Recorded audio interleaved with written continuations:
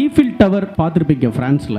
அதுக்கு கீழே ஒரு சர்ச் இருக்கு, செயின்ட் பீட்டர்ஸ்பர்க்னு. அங்க ஒரு பாதாள லோகம் இயங்கிக்கிட்டு இருக்கு. பல நாடுகளில் இருந்து தப்பி ஓடி வந்த அகதிகள், சின்ன சின்ன விளிம்பு நிலை மனிதர்கள், சிறு சிறு குற்றங்களை செய்யறவங்க, அப்புறம் வயிற்றுப்பாட்டுக்காக சோவனீர்ஸ்னு சொல்லக்கூடிய நினைவு பொருட்களை விற்கக்கூடியவங்க. ஒரு ஊருக்கு போனால் ஃப்ரிட்ஜ் மேக்னெட் வாங்குவோம், சின்ன ஸ்மால் சைஸ் ஈஃபில் டவர் வாங்குவோம். இதெல்லாம் அவங்க எல்லாரும் வாழ்ற இடம் தான் அந்த இடம். அங்க ஒரு தடவை ஒரு தீவிரவாதி புகுந்து விட்டார் என்று போலீஸ்காரர்கள் ஒரு துப்பாக்கி சூடு நடத்தினதுல ஒரு ஆப்பிரிக்க இளைஞன் இறந்து போயிட்டார். அவர் சாதாரணமா கீச்செயின் விற்கிறவர். அப்போ டை ஃபார் நத்திங், ஒன்றும் இல்லாததற்கு சாவது அப்படின்னு ஒரு முழக்கத்தை முன் வச்சு மொத்த பிரான்சும் பற்றி எரிஞ்சது. ஒரு உயிர் எப்படி காரணம் இல்லாமல் கொல்லப்படலாம்? ஆனா இங்க நம்ம ஊர்ல 41 உயிர்கள் பலியாகி இருக்கு. அதிலிருந்து நாம என்ன விதமான படிப்பினை எடுத்துக்கிட்டோம், நம்முடைய எதிர்வினை என்னவாக இருந்தது அப்படிங்கறத வரலாறு நம்மளை கண்காணிச்சுக்கிட்டு இருக்கு. நான் அந்த 41 வீட்டுக்கும் போயிருக்கேன், ஆகவே அதை சொல்ல இந்த இடத்துல தயவு செஞ்சு வந்துருமா, நீ வரலனாலும் பரவாயில்ல, பிள்ளையாவது கொடுத்து அனுப்புமா. இப்படி கணவன்களுடைய மன்றாடல்கள், குடும்பத்தாருடைய அழைப்புகள், அது எல்லாத்தையும் புறக்கணிச்சுட்டு யோ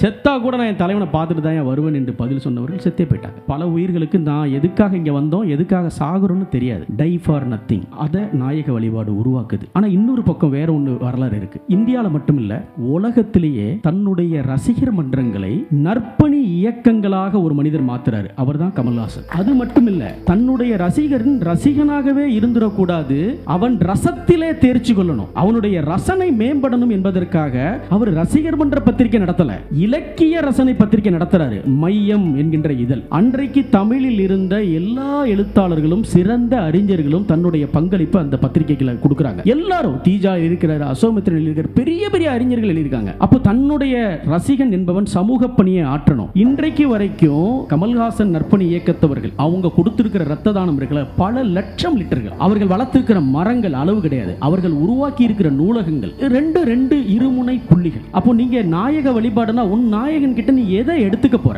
யாரோ ஒருவர் நம்முடைய உள்ளத்தை கவர்ந்து தான் நம்ம போன்ல ஸ்கிரீன் சேவரா மாறி இருக்காங்க, நம்ம லேப்டாப்ல ஸ்கிரீன் சேவரா இருக்காங்க, நம்ம பெட்ரூம்ல அவங்களுடைய படத்தை ஒட்டி வச்சிருக்கோம். அது ஆராதனையா இருக்கக்கூடாது. அந்த நாயகன் அந்த இடத்தை போய் சேர்ந்ததற்கு ஒரு உழைப்பை போட்டிருக்கான் இல்லையா, அந்த உழைப்பு என்ன, அதற்கு என்ன அர்ப்பணிப்பு கொடுத்திருக்கிறான், அதை விட மிஞ்சுவனா நானு?